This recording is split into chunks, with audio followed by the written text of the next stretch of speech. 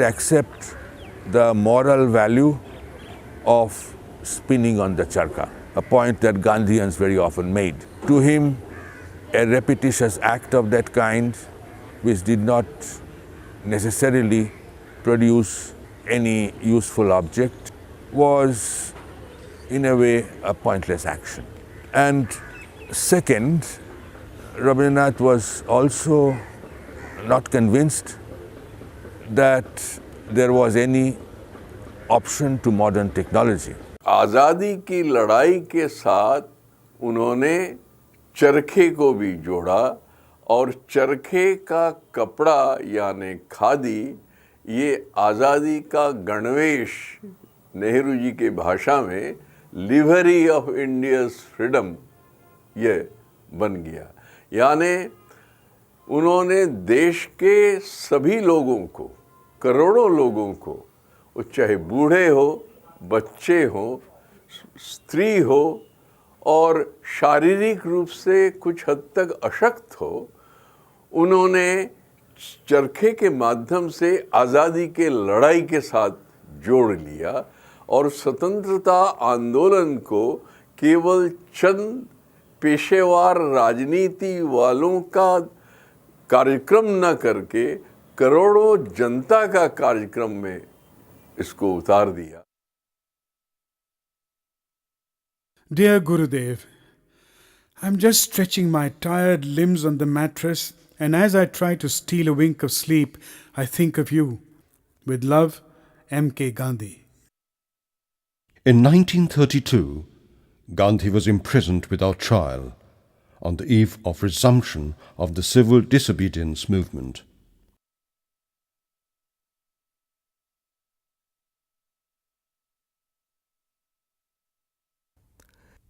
It is worth sacrificing precious life for the sake of India's unity and her social integrity. We feel certain that the supreme appeal of such self-offering to the consciousness of our own countrymen will not be in vain. Our sorrowing hearts will follow your sublime penance with reverence and love. Rabindranath Tagore. Dear Gurudev, this is early morning 3 o'clock of Tuesday. I enter the fiery gate at noon. If you can bless the effort, I want it. Tagore was in complete tune with Gandhi's feelings. Unable to stay in peace in Shantiniketan, he decided to be by the side of Gandhi. We left for Poona with hope in our hearts, even though the atmosphere was tense. The journey was long, giving time for anxious thoughts to dwell on what may await us at the end.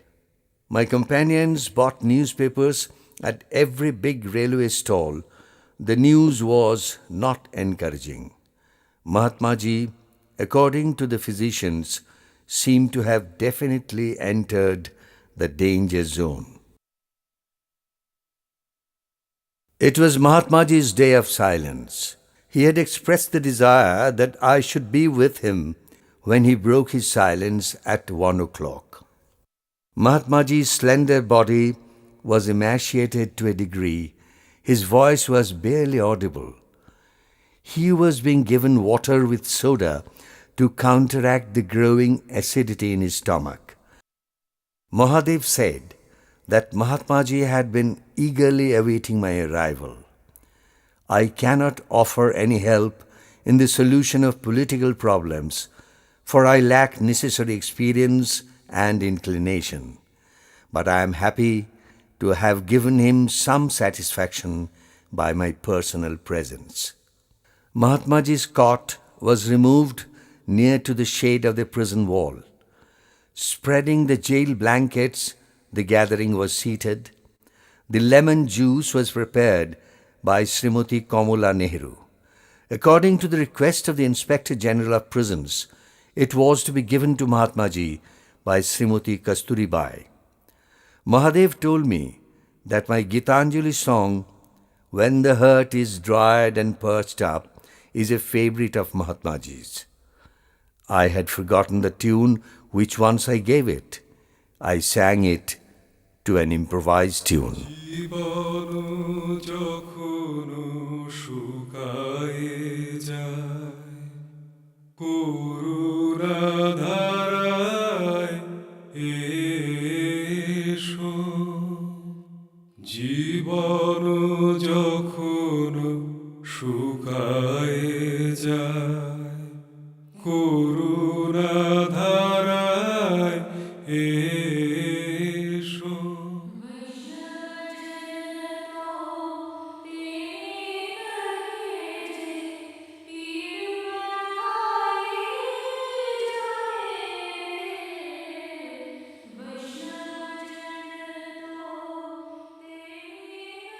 On the 2nd of May 1933, once again, before commencing another fast, Gandhi wrote to Tagore,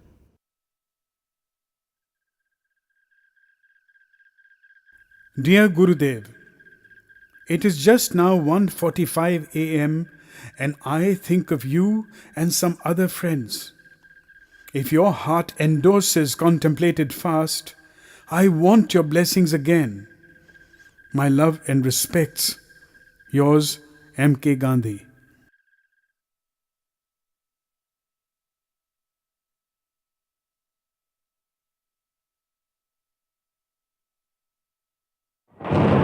On January 14, 1934, the district of Munger in Bihar was rocked by a devastating earthquake. Dear Mahatma Ji, the press reports that you in a recent speech referring to the recent earthquake in Bihar spoke as follows.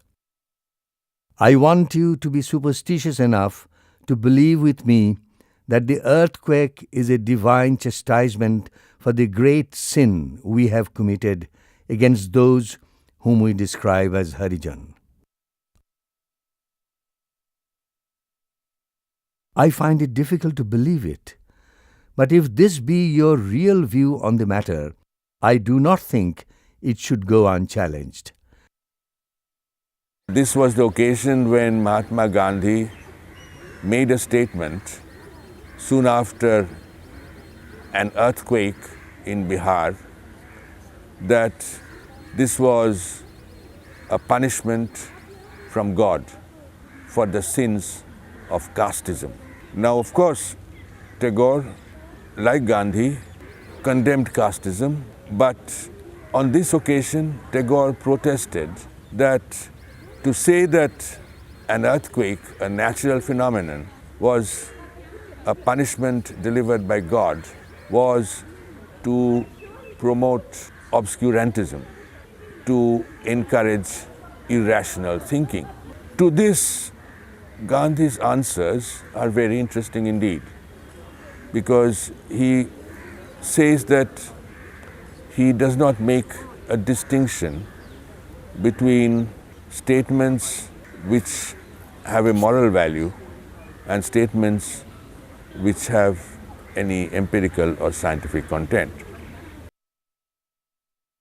But Tagore never allowed his criticism of Gandhi fall in the hands of Gandhi baiters. Within days of the Bihar earthquake, he gave the press statement. For some time past, I have been noticing a spirit of hostility amongst a certain section of my countrymen against the latest activities of Mahatma Gandhi. One can take no exception to genuine criticism, but there is always a difference between criticism and vilification. To one really great, the ready adulation as well as cheap sneers of the mob mean very little, and I know Mahatma Ji carries the greatness with him. To malign a life so truly dedicated as his because of occasional differences of opinion seems to be carrying public ingratitude to the point of meanness. About a year later, Tagore appealed to Gandhi as a last resort for raising funds for his dear Vishwabharati.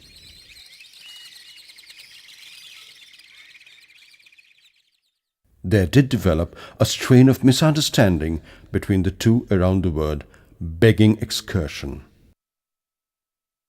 My dear Mahatma Ji, over 30 years, I have practically given my all to this mission of my life. And so long as I was comparatively young and active, I faced all my difficulties unaided, and through my struggles, the institution grew up in its manifold aspects. And now, however, when I am 75, I feel the burden of my responsibility growing too heavy for me. Now I know of none else but yourself, whose words may help my countrymen to realize that it is worth their while to maintain this institution in fullness of its functions and to relieve me of perpetual worry at this last period of my waning life and health. With deepest love, Rabindranath Tagore.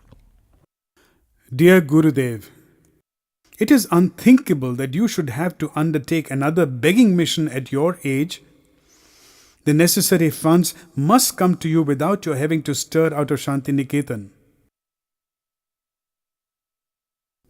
Dear Gurudev, God has blessed my poor effort, and here is the money.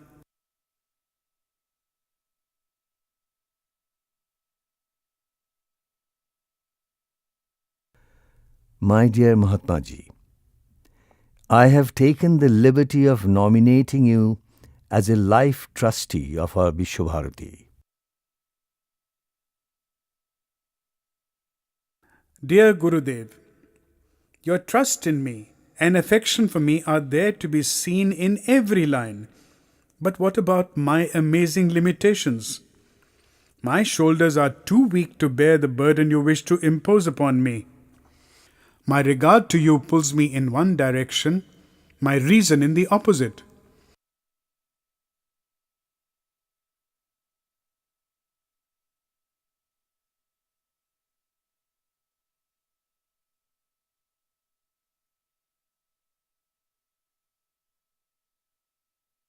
Dear Mahatma Ji, you have grievously misjudged me on mere suspicion, which is so unlike your great and gracious ways that it had started me into a painful amazement. I feel ashamed to have to assert that it was never my intention financially to exploit you or your name when I asked you to accept the trusteeship of Vishwabharati. I readily withdraw my request and ask to be forgiven. In your letter, you have strangely accused me of contemplating to break my promise and go to Ahmedabad for the purpose of raising funds. Allow me to be frank in return and to tell you that possibly your own temperament prevents you to understand the dignity of the mission which I am glad to call my own.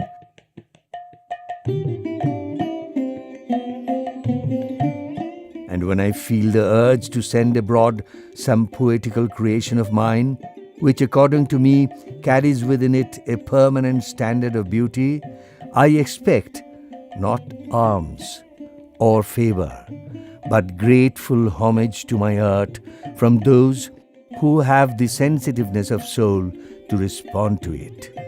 And if I have to receive contribution in the shape of admission fees from the audience, I claim it is very much less than what is due to me in return for the rare benefit conferred upon them. Therefore, I must refuse to accept the term begging expedition as an accurate or worthy expression coming from your pen. Gandhi replied with patience and grace. Dear Gurudev,